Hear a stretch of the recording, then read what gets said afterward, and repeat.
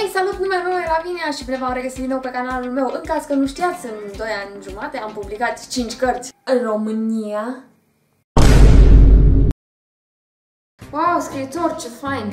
Dar din ce trăiești? Băi, deci bravo ție, da. Eu, de exemplu, n-am timp așa de pierdut cu cititul și cu chestiile astea. Dă-mi și mie să citesc ce ai scris.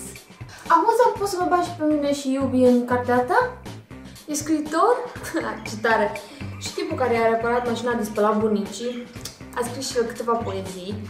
Bine, n-a publicat, dar dacă chiar vrei să fii scriitor, îți dau numărul lui și îți dă ăsta niște conturi grozave. Deci personajul principal ești tu, dar ți-ai dat alt nume, așa-i? Deci, am eu o idee foarte tare pentru un roman. Îți zic eu ce să scrii, așa în mare, pe împărțim profitul. Bine, iau 60%, evident că e ideea mea. Aș scrie eu, dar nu le-am așa cu cuvintele.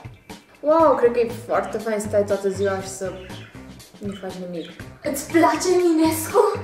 Uite, dacă vrei, poți să mă aduci un exemplar de la tine și îl citesc când am timp și când îl citesc și îl aduc înapoi.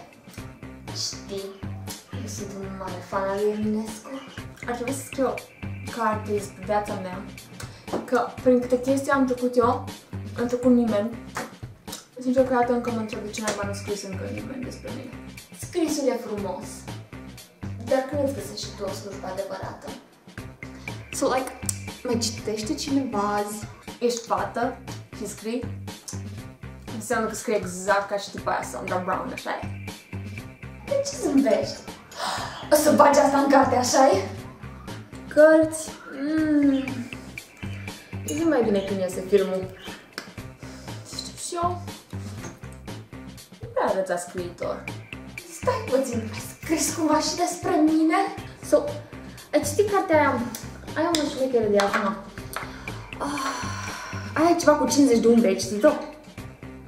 Am auzit că e porno rău. Scrii ficțiune pentru adolescenți?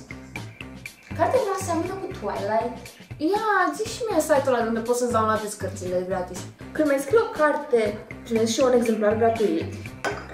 Când o să ies la pensie, o să scriu și eu o carte. Bineînțeles, acum nu am timp.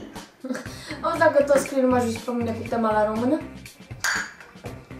Ai publicat Herbenet? Wow! Illuminati confirmed. Băi, deci știi ce idee mi-a venit? Știi ce ar trebui tu să faci? O știi pe tipa aia mai cunoscută de scrie și ea. Cum-o cheamă?